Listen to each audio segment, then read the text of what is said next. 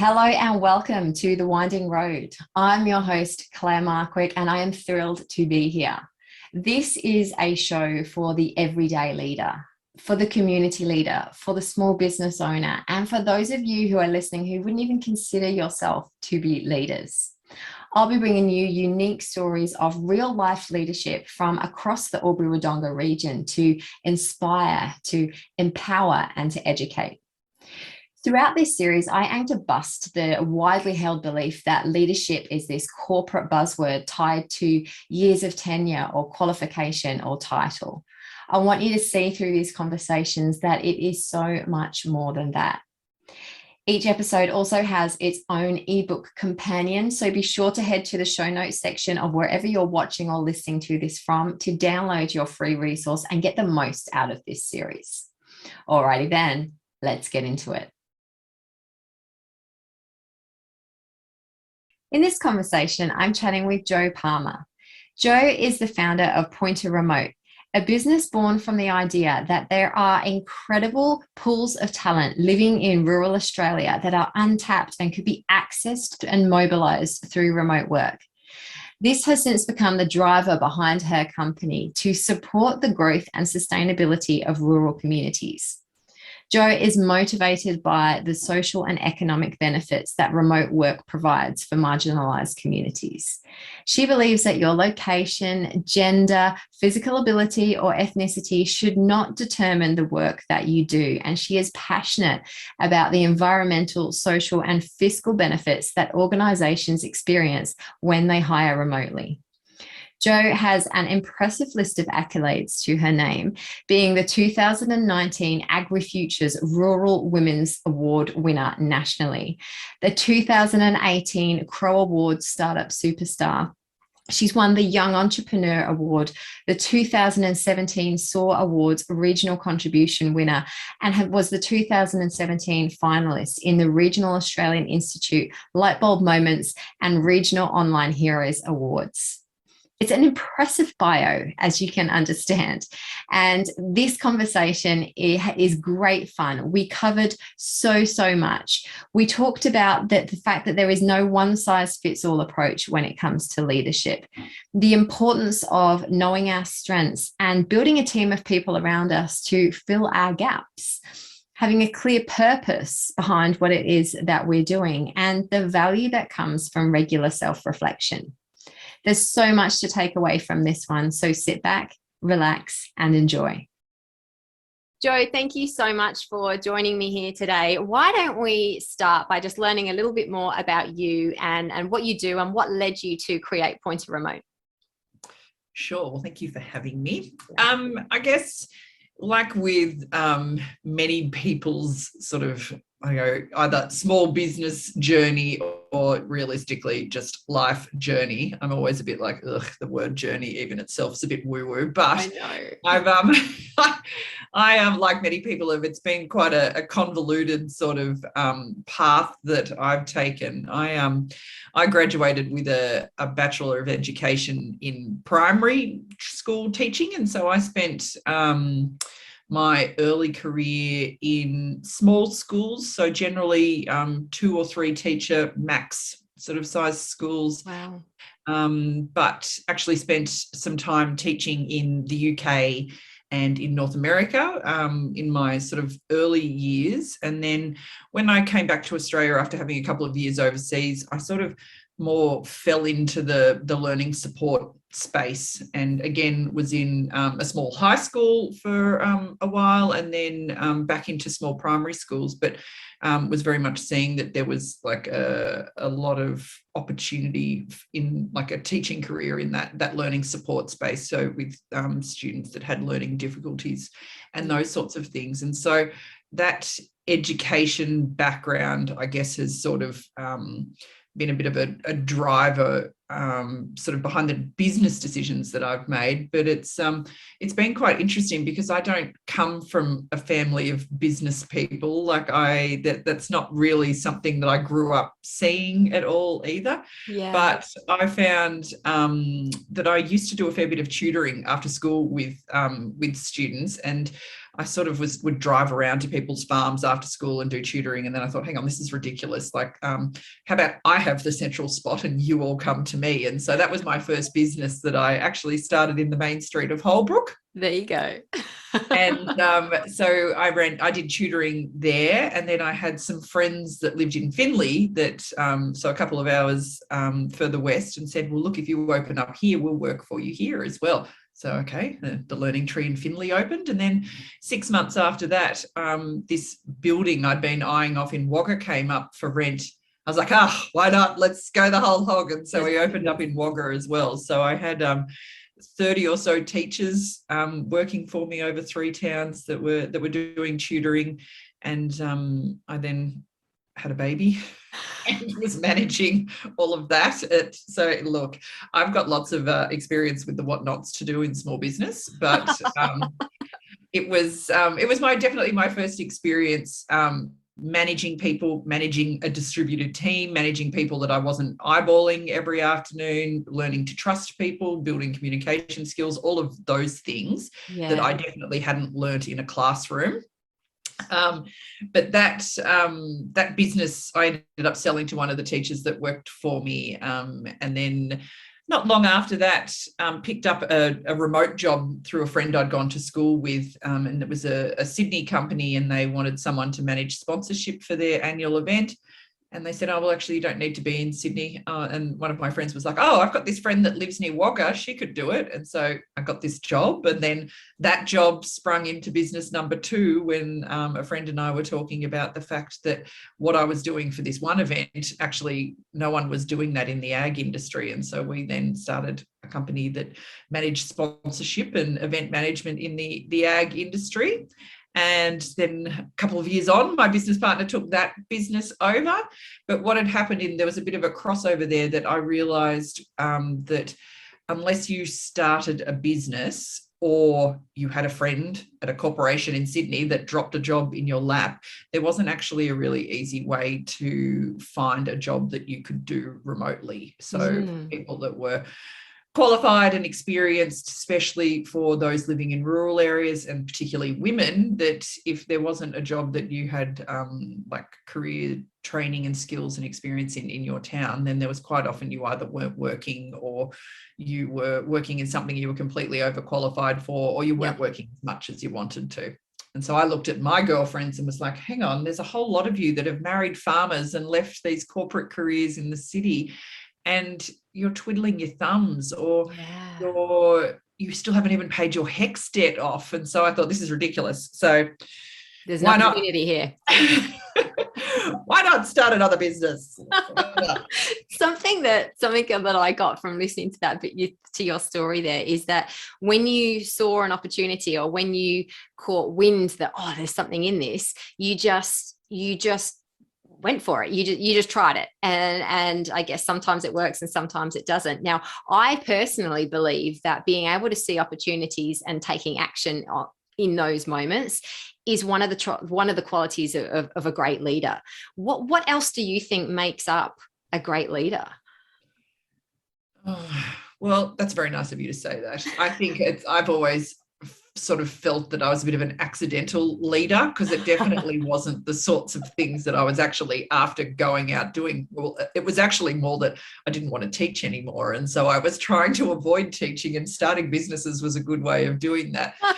But I think as well, like something that you've touched on before, sort of like answer your question there, though, that I really feel that I really do need to acknowledge, is the fact that, yes, I have been able to just sort of see an opportunity and go with that and roll with that. But that's come from an incredible place of privilege. Like, I have a husband that has been not only willing, but able to financially support me not making money for a very long time. And I think that needs to be acknowledged. But I'm also like a middle class educated white woman, and I know that comes with a whole lot of privilege. So I think that's something that I always really like to acknowledge, because a lot of people think, oh God, it's so amazing what you've done, and I'm like, I am already so many steps ahead than so many people that would like to do things like this.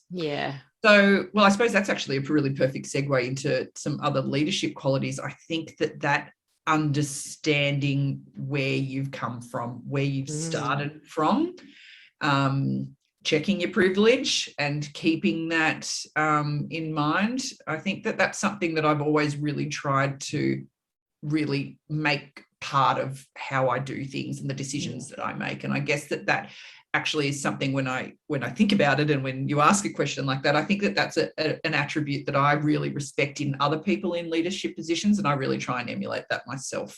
Yeah.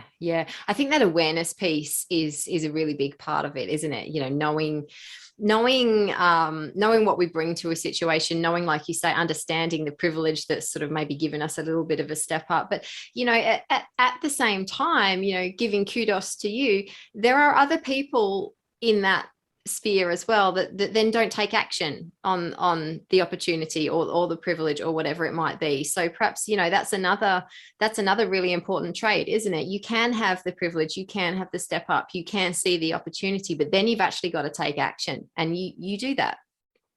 Yeah, look, I agree. And lots of people say, oh, I would love to do that. And when you say, well, why don't you? They're like, oh, but like, what if it doesn't work? Or what if it falls over, all those things? And it's so funny because I don't ever think like that, which is like this eternal optimism that I sometimes think is like blatant ignorance, but has served me well. Like, and the thing is that, like, I don't actually care. Like, if it falls over, like, who cares? So that again is, I guess, a personality trait that I have been able to, I guess, leverage, and that a lot of people don't have that. And that's a confidence piece that I think, like, I've always been a really confident person, confident kid. I was a confident teenager, even like through the really dorky, gorby age. I still was like class clown and carried on like that. But I think that ability to not really care when it's not working. And like, look, I say that, like, I'm doing that constantly. So what that sort of career path that I touched on sort of has led me to is this third business, which is the connecting talented people that want to work remotely with businesses that want to fill jobs that maybe they can't fill in their physical location of their small town, or maybe they're a corporate that's actually like, hang on, there's this talent pool that we just have not even been acknowledging in rural areas, which is what I'm championing in big time at the moment. But I just, I don't know, I think that ability to really have to readjust how you're thinking things. And so while, like, from the I'm the ultimate, you know, the duck on the water with that's looking very calm and chill, and then the legs are going like crazy underneath. That is me daily at all times. So the cool, calm, collected on the top is madly kicking my legs underwater. But like, even just looking at different ways of doing things. Like at the moment, I'm looking at how we can actually restructure how the business looks, because while we have this job matching platform for our advertising jobs on, we do a lot in the education space, which is hilarious that I tried to avoid teaching and have done and then here you are. a full circle back into education. But really seeing that it's not just us empowering individuals to look at working this way, or businesses to accessing work this way. What we've really found is it goes far deeper than that, as far as economic development and mental health outcomes and all of those things that come with when you put people to work. And like I touched on it, like even just getting rural women to pay their HECS back, like that's a financial win for us as a national economy, let alone the spend and the local economy and what that drives when you're putting extra salaries into rural towns. So all of those things. Yeah. So we're just even looking now at the moment of how, like, to restructure even our company setup so that our recruitment stays in the company. But what we actually do in the education piece is actually like a social enterprise. Like that's actually where it sits. And we're looking at, is that actually a better option to have the business set up like that? So I think not only going for opportunities when they come, but also doing some pretty serious navel gazing when you're like, oh, hang on, like, is how we're currently doing things restricting us? Which I genuinely think how I have been doing things. Now in this new world, I've got to look again at how we do things differently. Yeah. And I think that story just highlights the importance of what I hear from so many leaders and business owners that I speak to, in as much as we need to be constantly reevaluating, don't we? We need to be reflecting, we need to be looking, we need to be curious, we need to be asking questions. Just because this is how we've done things to date doesn't mean this is how we've got to continue to do things. When we change, when we grow, when the world around us changes, when the people around us change, when the opportunities change, we've got to have the flexibility to be able to pivot. Oh, it's another one of those buzzwords, isn't it? Pivot and adapt. But essentially, you know, like or hate the like or loathe the buzzword, that's what we've got to do, isn't it? We've got to be continually evaluating ourselves and our business to evolve into that next version of ourselves, I guess. I agree completely. And I think that good managers, good leaders, good companies, good people making decisions like this were doing that even in a pre-COVID world. They were always reassessing, always relooking. And I guess that's something that I think has had a spotlight obviously shined on it for a lot of organizations like since early 2020. But I think that if you can get systems and processes in place around how you do that reflection, then it can just become business as usual. And why not evolve? Don't evolve for the sake of evolving, but have your eyes up in order to evolve. Like, I think that's madness if you're not actually thinking about your business that way. Yeah. One thing I want to come back to that you said, because I think this is really, really important. You were talking about how you're the cool, calm on the surface, and underneath, you know, your little legs are going crazy. I believe there's this common misconception. I hear it a lot, especially in my clients. There's this common misconception that we've got to have our shit together, you know, to go for that leadership role, or to try and seize that opportunity, or to start that business. We can't possibly do that if we're all up in the air and we're all a mess. Like, tell me, give me some kind of belief that I'm not out there in woo-woo land crazy. Like, we don't have our shit together all the time, do we? Like, you don't have all the answers before you take action on something, do you? 100% no. 100% no. I am like a hot mess at all times. No, like 100% no. And I realistically am exhibit A of what probably not to do as far as the 3 companies that I've started. I'm like, oh yeah, cool. Like, let's just do that. And I register a business name and build a website and I'm up. I'm like, I can start a company in 2 days. Like I'm good at that. And I like that bit. That's fun at the start. But I've never written a business plan. I get harassed on a regular basis by people that are like, there's something you need to do, and 5 and 10 year plans and things. And I really know that I should do them. And then that just never gets done. I'm very opportunistic, but I'm also, to my own detriment, like, chase shiny things at all times. Like, the fact that I've even got to where I am, I sometimes am like, oh my gosh, like, how did that even happen? How did that happen? Yeah, 100%, because I'm sort of like, oh, okay, cool. Well, we can do that now. So next, and I'm always like looking around for these things. But I think I'm very aware of that. And so you need the people that are not like that around you, and you need them close 100%. And you need to have established a relationship, whether it's like family or friends, but I don't actually think they're that great for that. But when you're building team around you, even if you're like a sole trader and you're doing things by yourself, that team doesn't have to be paid employees. Like, that can be a team of mentors, or it could be your accountant or your solicitor, or those trusted people around you that are going to say, wait, rein it in, like, come back, like, back to earth, Joe. And I have like collected these people because I know how bad I am at this. I have like a collection of people that rein me in when I ring and I'm like, hey, and they're like, whoa, so remember when you rang me like 3 weeks ago with this other thing? Like, how are you going with that? And I was like, oh yeah, like, I'm kind of bored with that now. I resonate with that 100%. And I completely agree with you in that, our brains just come up with ideas like at a million miles an hour, don't we? And I do that exact same thing. I've got people that I bounce off. I've got mentors, I've got advisors, and I'll run an idea through them. And like my dad is a classic for it. He's like, yeah, exactly. He's like, but what about that thing? I'm like, yeah, good point. So park this one, finish that thing, then go back to that. And I'm like, yes.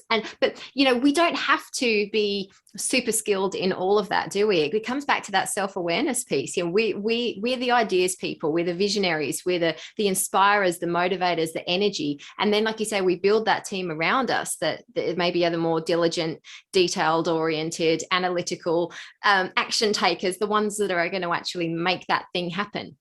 I remember interviewing Naomi Simpson, and she said that exact same thing. She said, I'm the ideas person. But she said, I can't action it or make any of it happen. So I come up with the ideas, and then my business partner is the one that sets all the systems and processes and procedures in place to make it happen. And I think, to me, and it sounds like you're in agreement, that's a core leadership attribute as well, knowing where our own strengths lie and then bringing other people in to complement where we've got gaps.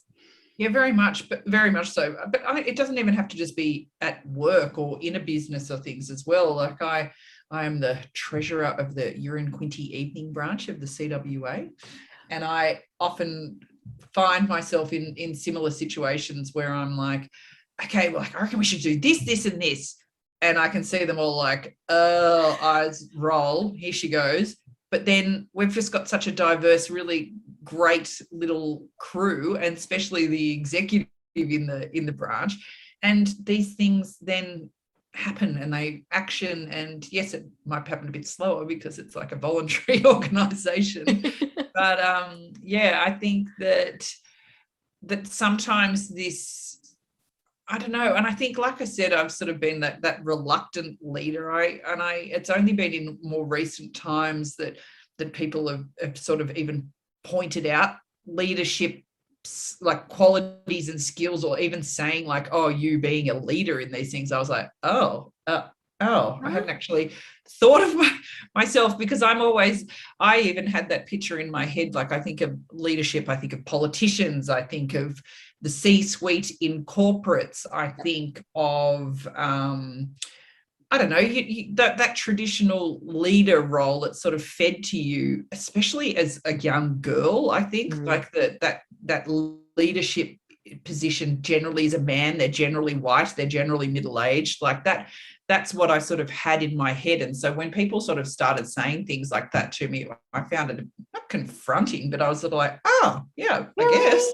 Okay, yeah, whatever. We'll roll with that.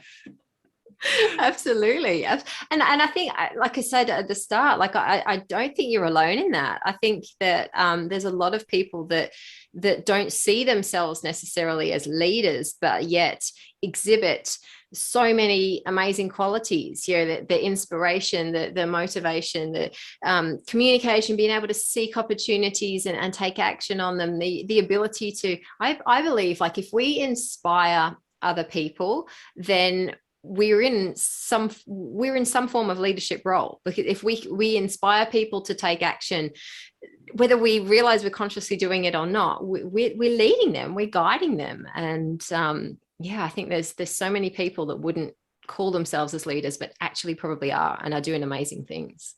And I think, I wonder, just even listening to you say that, I hadn't actually thought about it like this before, but I wonder if, coming from a teaching background, it's sort of skewed my just idea around it, because on a daily basis, I would teach 6 different groups of kids, a variety of different subjects, and I am the leader in the room, being the teacher, the subject matter expert, the one that is guiding and teaching and doing all of those things. And so I wonder, maybe that could have impacted my opinion or view of me being a leader, because realistically for nearly 10 years that was my job. So I wonder, I actually hadn't really sort of thought about it like that before. It's interesting, isn't it?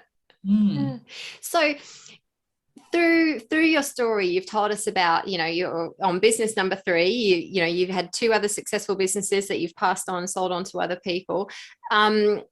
It's not all a bed of roses, though, is it? Like, what keeps you going when, for want of a better way of saying it, shit really hits the fan? If things aren't going so well, it's great to be inspiring and uplifting and energetic when everything's going well. But what about when things aren't going so well? What do you call on deep within in those situations?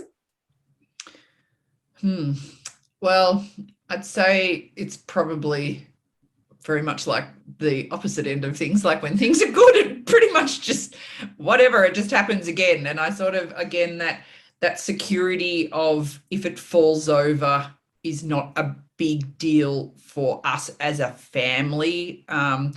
I think that has given me security to ride a lot of waves that we've sort of gone through. But there's also, I think, stubbornness. I think that's probably worth acknowledging that. I suppose I could just check out and say, oh, well, look, it doesn't really matter if this doesn't work or whatever. But when you have staff and when you're paying wages, when what you're doing and the decisions that you're making are impacting literally the financial lives of your employees, let alone like the sort of the implications that can go with, I don't know, heaven forbid, their feelings as well. That's a whole other conversation. Yeah, but like I've had to make some pretty dramatic changes, like even just like with things really shifting around. Like I've had to let staff go. I've had to relook at how I engage with the help that I need. Like sometimes that, and again, in a company that is changing a lot with having to adapt from being, well, with Pointer Remote, we were a complete novelty 18 months ago. We were, people like, oh, that's a cool idea. Like, that's cute. It used to grind my gears because I'm like, it's not cute. It's actually a really good idea. But then we have this like global pandemic and everyone's like, wow, remote work. Imagine that. So you're like, hello. Hello. I've just been saying this over here for a while. But with that came a lot of challenges. So I, for months last year, like in 2020, had people saying, oh, wow, Jo, like you must be killing it. Like the world has just landed in your lap. Like everyone's doing this now. Everyone's working remotely. Like go you. And at the same time, I was like smiling and nodding. But at the same time, no one was recruiting. So no one was advertising jobs with us, which turned off that revenue stream of the business. We spent a lot of time running programs, which again, it was never lost on me how counterintuitive it was that we ran physical workshops to teach people about remote work, but whatever. We do, because people, especially in the regional areas, still love coming together, and that education comes also with socialization. So, but of course we couldn't go anywhere, so everything got cancelled. I also spent a lot of time on the road speaking at events and conferences and all of these things about what we were doing and the concept and educating and all of these things. Of course, that got switched off. So while I was like, yeah, killing it to everyone on the outside, I literally was like, our revenue streams got completely turned off. And so we had to do some really serious rejigging of how we did things, switching things up to actually consulting directly into businesses, which we hadn't done a huge amount of. We had a lot of government organizations coming to us panicking because they very traditionally were very office bound and were freaking out because the admin staff were taking desktops home. And I said, well, have you given them laptops? No. Well, of course they need to take the desktops home, but our policies say desktops stay in the office. So again, we had to, yes, in words of 2020, do some pretty serious pivoting, but I've had this sort of, I guess, in a struggle with it, in that while my company has taken a really big hit in the last 18 months to 2 years, I can't help but just be so over the moon and so excited about literally everything that I had been advocating for and saying happened in a matter of 6 weeks globally. I would never change it at all. And I would rather close the doors to my business and say, oh, okay, cool. Well, that was great. And I would love to think that we played some role in making what could have been a hellish time for people easier, but also that we may have made some people more prepared for what happened. So I would be able to sleep at night doing that. But also, I really like it, and it's really shined a light on the advocacy side of things that I really was doing and I didn't realize. And that's where I need to work out a business model for us that is beneficial to all the things that we're already doing. But on top of that, I can get that real purpose piece out of it for me. So that's been a really big learning for me. And I guess, I don't know, that sort of changes things again, though. And like, I think in other situations where people might be like, oh, but you started a business to advertise jobs on it, but things can change. Who cares? Like the world has changed very dramatically. So exactly. And it brings us back to what we were talking about just before, doesn't it? It's like, if you keep that mentality of, this is what Pointer Remote does. This is what we do. This is what we've always done. Oh shit, now we can't do that anymore. Or now there's some big multinational players doing the same thing and competing. How are we going to compete? If we were in that kind of victim, reactive kind of mindset, like we're missing the point, aren't we? I think you touched on some really, really key things there, in as much as you mentioned it so quickly, people could have almost fleeted over it, but you've got this amazing inner resolve. You've got this attitude of, well, worst case scenario, it doesn't matter if I have to close the doors, which, how do I get my words out? Which I think is an inner confidence, isn't it? If we can all have some kind of inner confidence or inner peace to come to some kind of realization like that event actually happening probably never will. Because exactly like you've said there, you're always going to be finding ways of, okay, well, this is what we used to do, but this is the purpose. This is the core. This is what drives me. And I can do that so much better by doing that. And so while in 5 years' time, your business might look very different to how it was 2 years ago, you're still energized by it. You're still doing amazing things, and you've just tweaked and adapted. And I think that in itself is an amazing leadership quality. Oh, well, thanks. Well, I think like that. I 100% agree with everything that you're saying, but I think that also realizing like that sometimes you're flogging a dead horse. Like, don't do that. Like, and don't be embarrassed, because the only ones that will ever knock you are the ones that, like you said, have never sort of put their neck out or ever tried something different. And the thing is, realistically, I don't actually know people like that anymore. Like, I know them and I know they exist, but they're not in my orbit.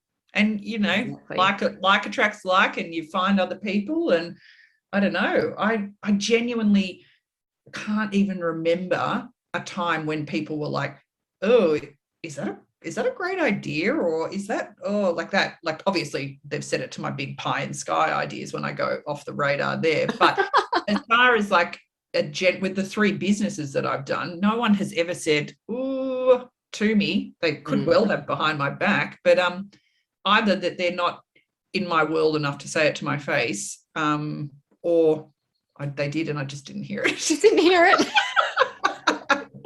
I mean, ultimately, and I love that. Ultimately, we're never, ever, ever going to please everybody. There will always be someone that has something to say about something that we're doing. And I think I've learned myself in my own business, if we try and cater to everybody, we actually cater to nobody. So we just focus on what we do and who we do it for. And if people don't like it, essentially that's their problem, isn't it? It's not our problem to make them feel better. 100%. And I think something that's really interesting with like not being everything to everyone, but also that when either things aren't working or big things happen. So like for us, Seek, who I'd sort of talked about them being competitors as ours, but they weren't really, because they were just this mega beast. But their business model was always around the fact that you had to apply like advertise a job in a specific town, and that's how they made money. You might advertise the job in 5 towns, but they were able to flick a switch overnight to advertise a job remotely. And so that did impact us very, very dramatically. And so I think that ability to then as hard as you can. And so where I've done a huge amount of really drilling down into like our vision and mission and purpose and those sorts of things.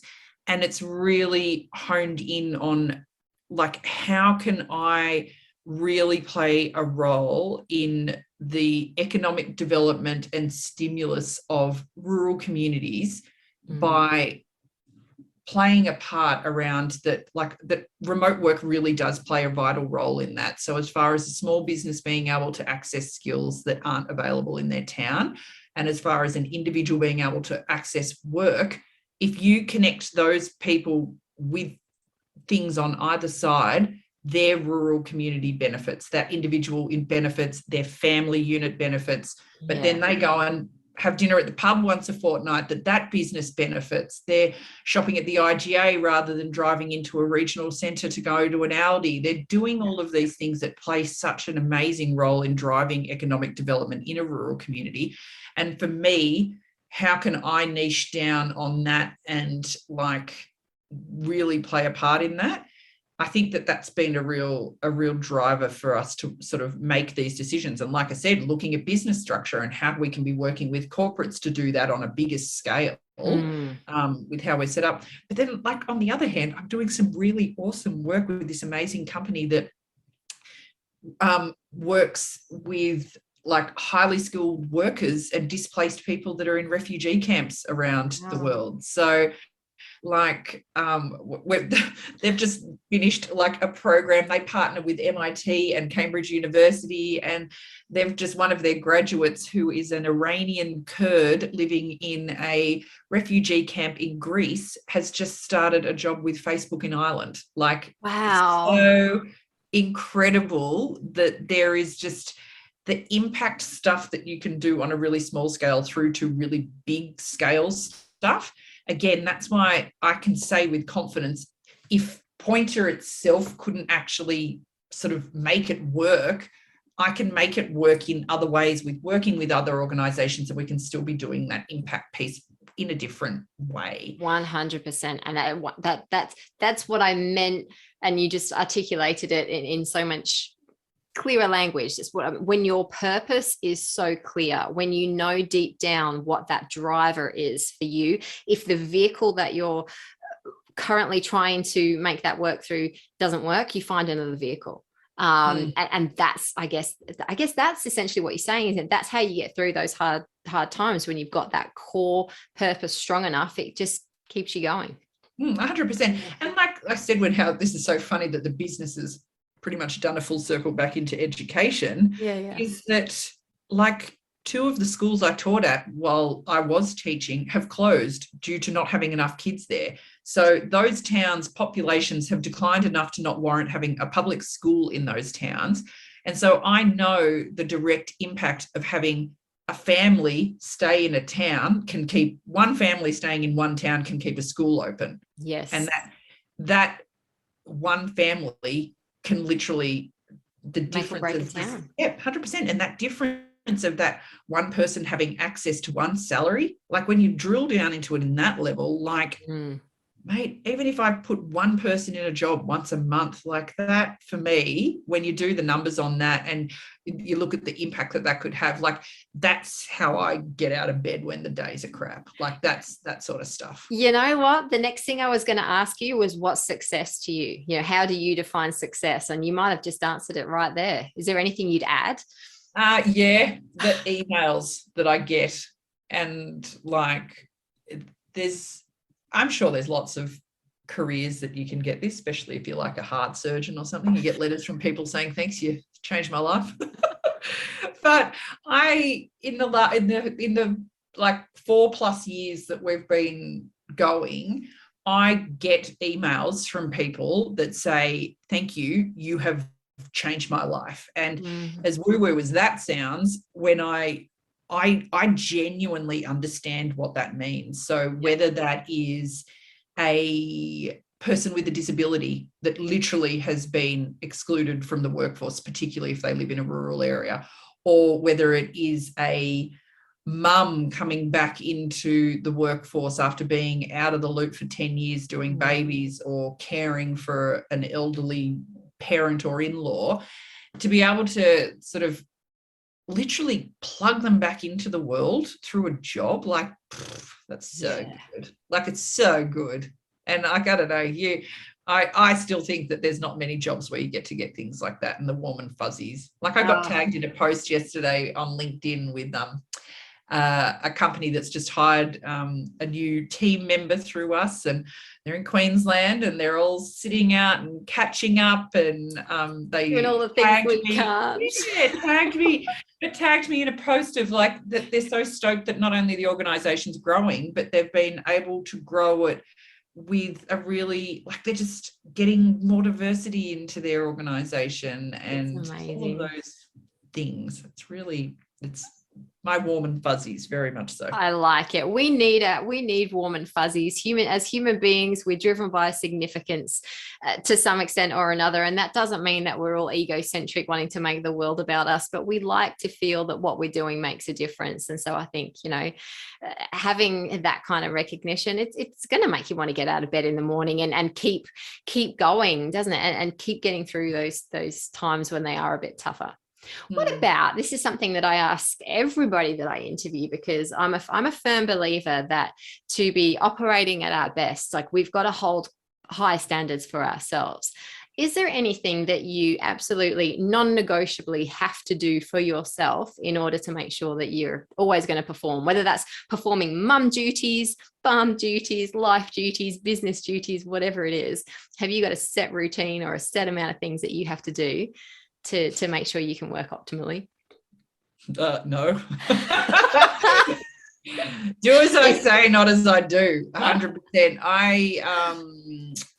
I have got better in more recent years, but like, oh mate, self-care, lowest priority, doing a pretty poor job at running business and running households at the same time. Like, I've burnt out twice to like rock bottom burnout things before. So no, I'm not good at all at doing that. But I say that I have put things in place now that I feel have done me the world of good. I see a psychologist once a month, which has been a complete game changer for me. Yep. And which is so funny because half the time we just end up talking about work. And so I feel like she's like my business coach as well. Which is really good. So that has been something that I've been so pleased that I've put into the mix. Yes. Look, I was trying to do things like non-negotiables about like Pilates once a week. Again, very woo-woo, but again, that makes it a bit challenging when the world's in and out of lockdowns. Oh yeah. But just trying to actually, do you know what the most ridiculous thing which I've actually put in place, which again, going back to my stubbornness, was buying an Apple Watch and closing my rings every day. That has actually become a fixation for me that I feel is actually having like positive impact. I love it.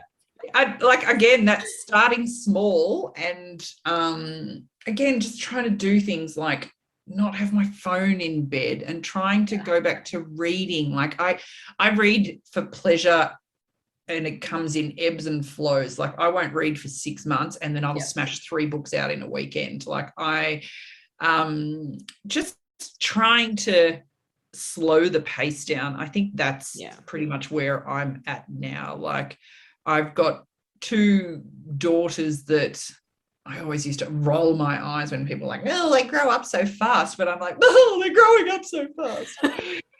And it's happening too quickly. And so I'm actually really trying to just be a bit more present. Like, I don't work at nighttime now. I don't work on Fridays, and I have it on my email signature and on my voicemail. I've seen that. Yeah. And even just saying, I don't work on Fridays on my voicemail, people will leave me a voicemail on a Friday and they say, oh, no rush, ring me back on Monday. Or they acknowledge in my email signature. Oh no, look, if I try and sort of be a bit flex to make it work for someone, no, I see you don't work on Fridays. Let's do it next week. Yep. And I think just putting those boundaries in, people are actually quite, and they're like, oh, I'm totally going to do that. And I was like, you go, you. See, you do have them. There you are. I hadn't actually explicitly thought about them that much. But yes, there are some things that I am doing. Leave us with if you could give your younger self one piece of advice of things, everything you've learned in your life journey, your motherhood journey, your business journey, what would be the single biggest piece of advice you could give your 21-year-old self? I would do everything the same. Wow. I would do everything the same. I traveled, I kissed boys, I did all sorts of things that 100% have all played a part in getting to where I am and have shaped me as a human. So I genuinely wouldn't change anything. There's, I guess, I actually wish that I'd sort of known, well, maybe they didn't even exist. I don't know. My still understanding of the share market is quite thin, but like EFTs, like if I'd known about EFTs when I was like 21, I would have just started buying EFTs like on the share market and just, even if it was like $50 a month. Yeah. Like, man, I've started now, but like I feel like just wasted opportunity. But then $50 a month would have meant like one less pint in Ireland. So keep doing what you're doing, girl. Live life, have fun, and invest in EFTs. That would be the advice you give to your 21-year-old self. Pretty much. Buy some shares in Zoom as soon as they float, because you just don't know what's going to happen in 2020.